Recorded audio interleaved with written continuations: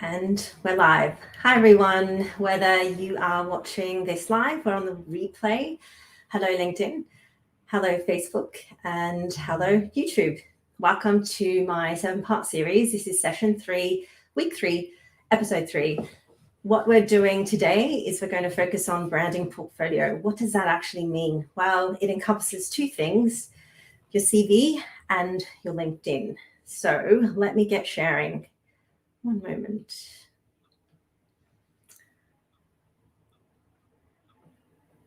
Okay, so hopefully you can see that and you can hear me okay. I'm going to get started. Let me just make that into a prezzo. So for those of you that don't know me, my name is 𝙬𝙤𝙪𝙡𝙬. I'm the founder of Proto-Science, which is a startup business. Now, what I love is actually helping people with their next career destination, help them to understand what it is that they want to do next and create the roadmap to get there. And this is what this 7-part series is all about, helping you to create that career roadmap for yourself, which you can take at every career destination that you go through. I also love helping businesses recruit. I mean, that's how it started out in the first place, 20 years in the recruiting game. And so I've seen probably, I was looking at an average, say, for example, over the last 20 years, if I looked at a CV a day, it's just over 7,000 CVs and probably LinkedIn profiles to go with that. So back to why we're here today. So I not only love helping businesses to recruit, but I help them to retain their talent effectively, which is quite important in this marketplace right now. Session 3, what we're going to go through is not necessarily here's a CV that I prepared earlier, and this is the amazing CV that everyone has to have. It's going to be tips on whatever CV you have right now, just making it that extra little bit better. And the reason why it's important for you to have encompassed in that all the things that you want to show up as, what you want to be known for. So we're going to go through that specifically. Just to recap, the 7 parts of creating that career roadmap for yourselves, you know, what we've gone through is session 1, the self-evaluation piece. You figuring out what skills sort of link to that career happiness and then starting to articulate your professional story that goes with that. Role possibilities, and we spoke about salary, the salary piece, why it's important for you to evaluate what are your options tied into the skills that you like using most. And then not only that, it's the value that you're giving to yourself to perform whatever it is, whatever role that is that you're choosing to do. And today, as I mentioned, is all about the 2 key things that people will look at when they're reviewing you for a particular role or opportunity, your CV and your LinkedIn. And how you show up online in terms of your personal brand. Some key things to consider because I think 10 years ago, it was Dan Schauble had mentioned that the CV is going to be replaced. Well, it hasn't quite yet. However, your social online presence does feed into what people look at in terms of your professional career vocation and the things that you've executed in the past, and therefore what is possible for you to do moving forward. The corresponding weeks, we're going to go through why it's important to network, even if you're not looking for a new career destination just now. You will be at some point in the future because after all, as a human, you're always wanting to grow and contribute, because if you're not growing, chances are you're probably unhappy. Then we go into, in the 5th week, you know, finding your voice, why it's important to sort of do those first 4 steps to get to the point of knowing how to articulate yourself in the right way, and you're feeling that self-confidence to do so, whether it's in an interview setting or whether you're just catching up with someone for the first time, explaining what it is that you do.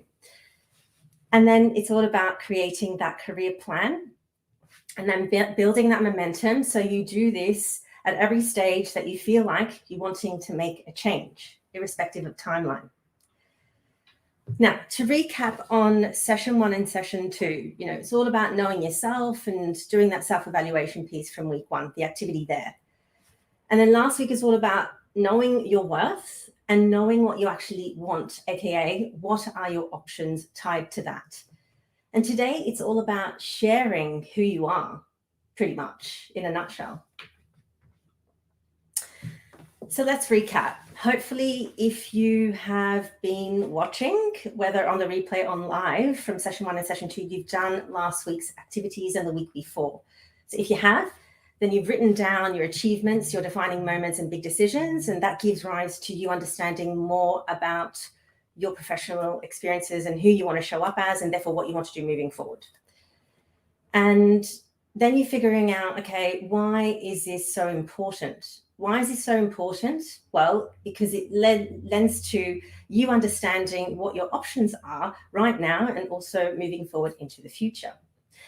And figuring out what your must-haves are and the things you can let go of, that's really important. And it really puts into context how you're going to be presenting yourself, this version of yourself in the context of your career, okay? Let's talk about today, session 3, your CV. As I mentioned, I'm not going to show you what a great CV looks like, but I'm going to go into the specifics of what it should entail. And every one of you probably has a good-looking CV, but what does that actually mean anyway?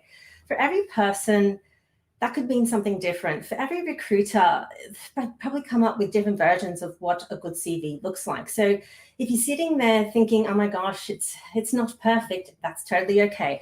As long as it includes these 7 key things, then you're on your way.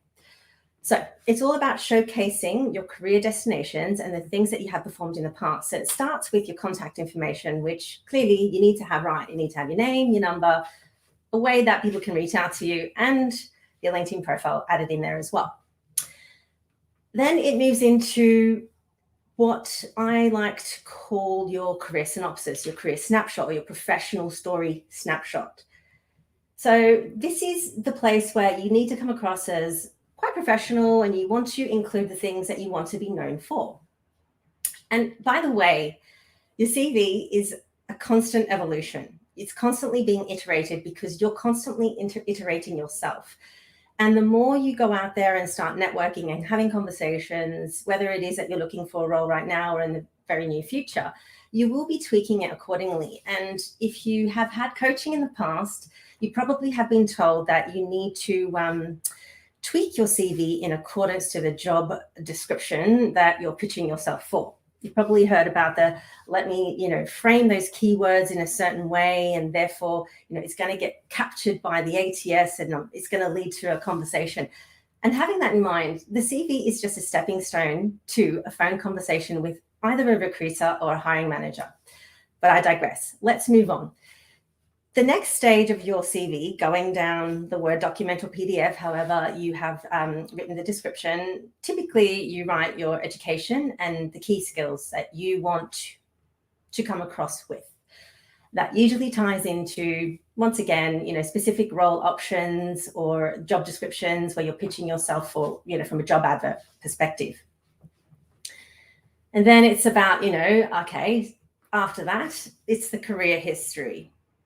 The starting point of what you're doing right now, and then all the way through to many years, or you'll get advice from people saying, oh, you should have a 1-page CV or a 2-page CV. It's up to you how long you have it and how many things you want to include. And all I will say is just make it relevant to the audience that you're pitching this information to. The key thing about the CV really is capturing the information in a palatable format to the recipient. So whoever it is that you feel is going to be reading it, whether it's a recruiter because you're applying for a role, or whether it's a hiring manager because you're sending it through on LinkedIn. Now, each career destination, just keep it simple. Title it, date it, articulate it in short form.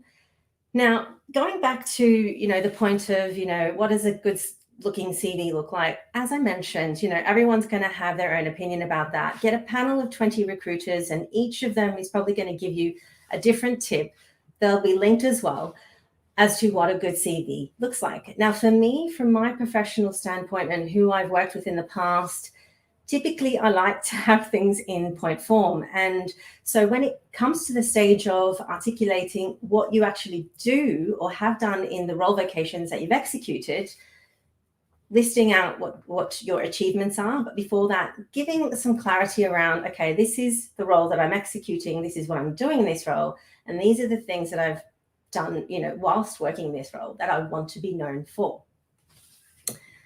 And then it usually moves on to the bottom of the CV where you've got additional skills that you want to be known for. And, sometimes people put references on there because for some of the opportunities that you pitch yourself for, they actually request it. My advice is, well, it's up to you. You want to include it or not, but really the references will be requested at a stage that they are required. So just leave it out if it makes it easier for you. Don't stress over it too much.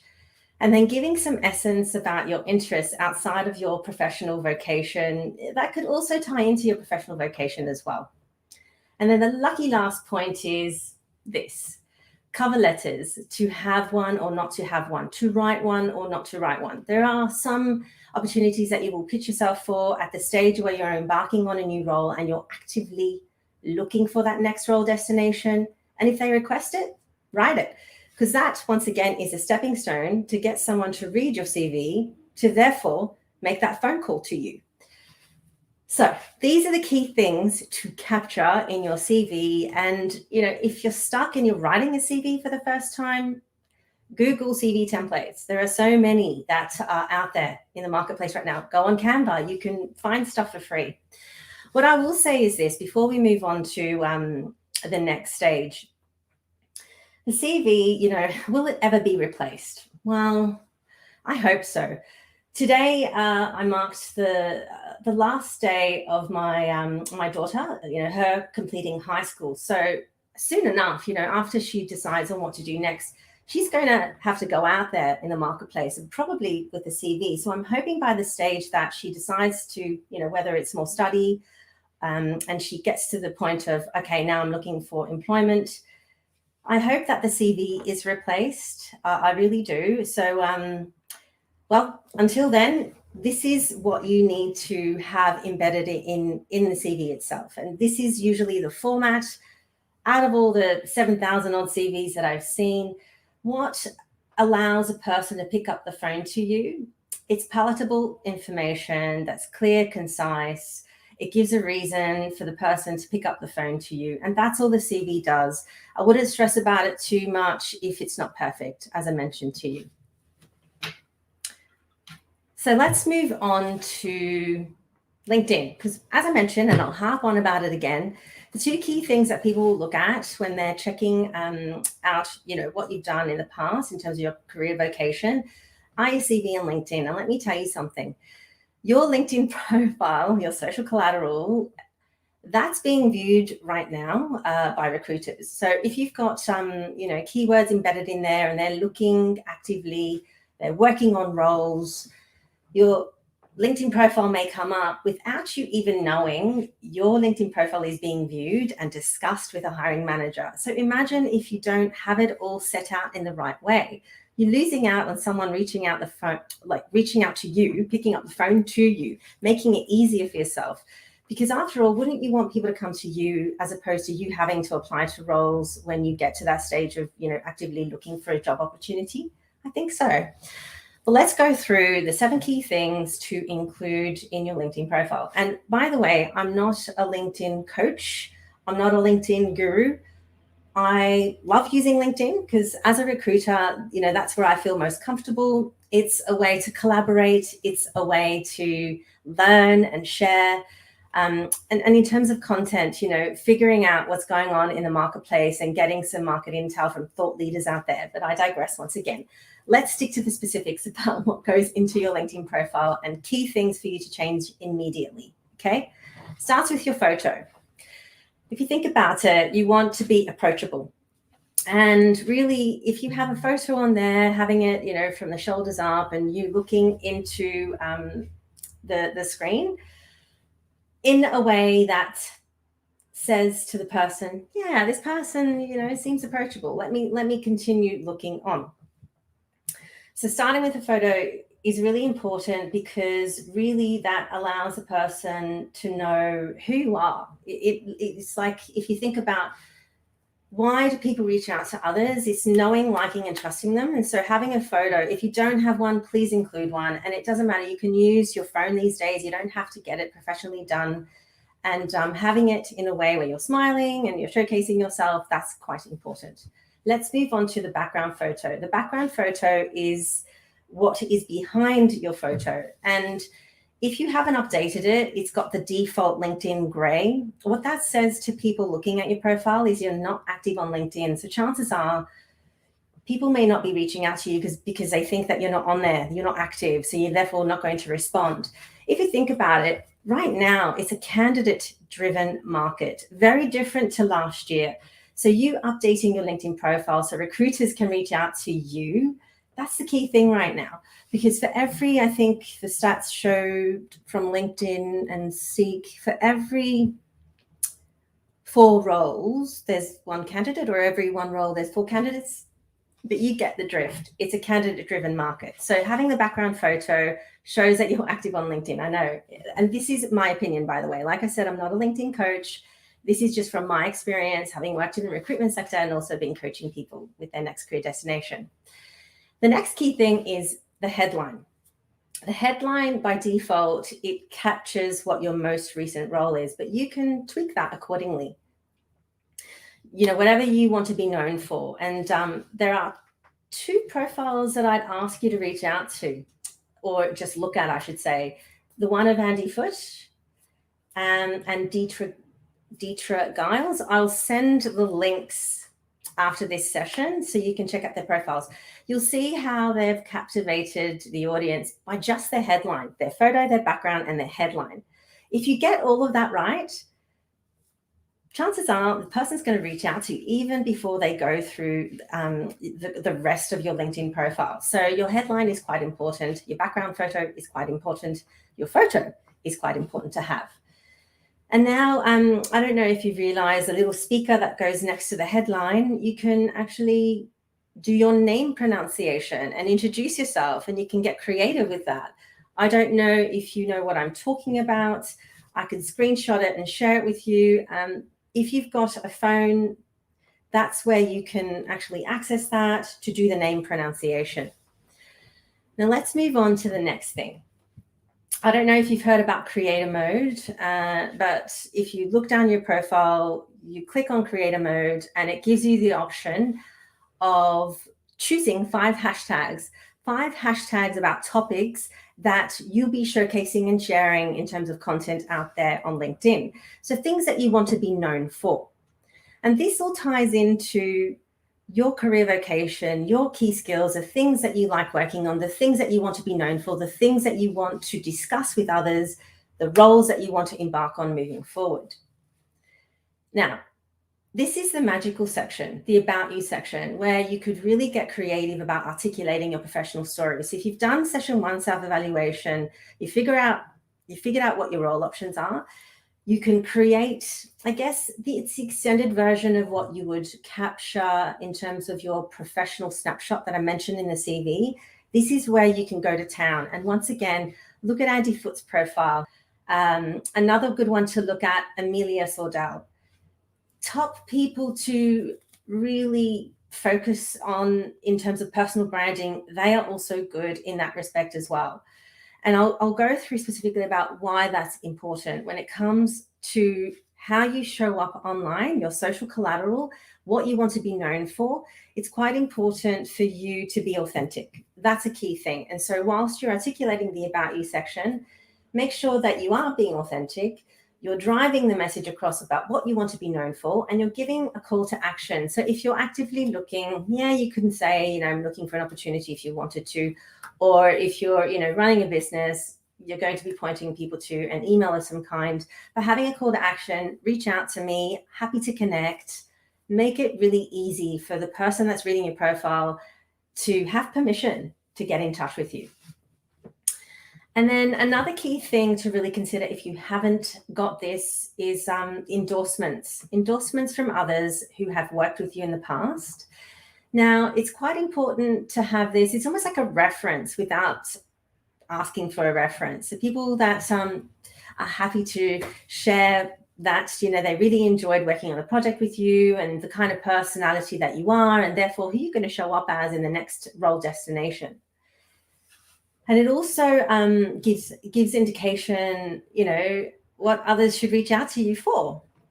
So it's quite important to have at least, 2 or 3 endorsements, and go back to who you've worked with in the past and make sure they timestamp it, because what I mean by that is they suggest where it is that they worked with you or what project it was specifically, because when they change their role vocation, that will change as well. So just, keep that as a watch out. And another key thing to do when it comes to your LinkedIn profile is follow some hashtags. Follow hashtags about topics that are meaningful to you, that tie into your interests, that therefore tie into the skills that you like to use. Follow hashtags, for thought leaders who are out there sharing information and making it easy, because they're curating the content and you're just reading it and you're learning something new. And that ties into gathering more insights into what it is that you want to continue doing more of, or what it is that you perhaps wanting to do next and you're not sure. You've got to bridge the gap between that and the next role destination. So picking topics of interest is quite important. Now, your branding portfolio, it encompasses these 2 key things, but it's other social collateral as well, whether you're on Instagram, etc. I'm not going to go into those specifically, but when it comes to your career, CV and LinkedIn, and I've given you some tips what to actually include in your CV. And as I mentioned, as it is right now is as it should be. You just got to tweak it accordingly. And one of the key things I will say is, once you have got a template of some kind, do share it with someone else so they can give you their viewpoint. But have in mind, if you share it with 10 people, they're going to give you 10 different viewpoints. So make sure the person that needs to be okay with the CV is you. It needs to show authentically who you are. The same with your LinkedIn profile. You're going to iterate as you go along, but doing these key things to move yourself along, to make it really easy for people to reach out to you. So you're not the one that's having to reach out to X amount of people. And if you're a candidate actively looking in the marketplace, there are recruiters out there looking for someone just like you. So have that in mind to go off and update these things. Okay? So that's it for today's session. How did we do for timing? Not so bad. We got through it quite quickly. So I hope that you found this valuable. Now, if you do want some support with your CV and your LinkedIn, come and join the Slack community. Not only will I be in there to give you some advice and tips, others who join can help each other out in that respect as well when it comes to these 2 key things. And, the CV is the bane of everyone's life. Nobody ever likes creating a CV. And, there are people that have outsourced it to, there are career coaches out there. And let's be frank, when you say career coach, the first thing you think of is, oh, this person's going to help me with their CV, with my CV. That's only a part of it. The CV should be created by you, if I'm honest. Just like, when you sign up to get a fitness coach because you want to improve your fitness, they're not going to go and do the workout for you and you reap the benefits. It's the same with your CV. You can't go off and get someone else to write it for you and think it's going to showcase who you are adequately enough. You're still going to have to tweak it.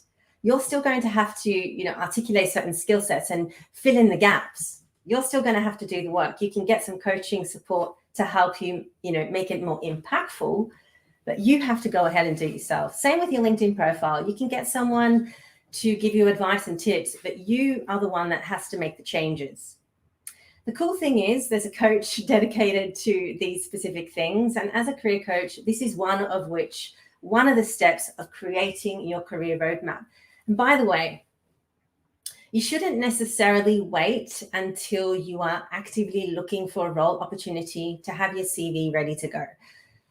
Yes, I know. The reason why I'm telling you this is because you want to start writing down and figuring out how it is that you want to showcase yourself.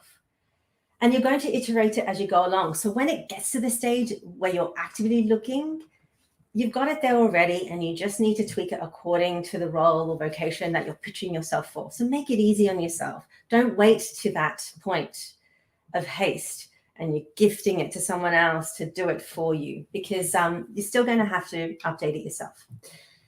So key thing is session 1 and session 2, do the work, move on to session 3, the CV and LinkedIn quick tips. And if you're wanting extra support, join the Slack community. I will share the link shortly. And one thing I want to do is let you know about next week's session, of course, 12:30 Wednesday, same time. We're going to go through session 4.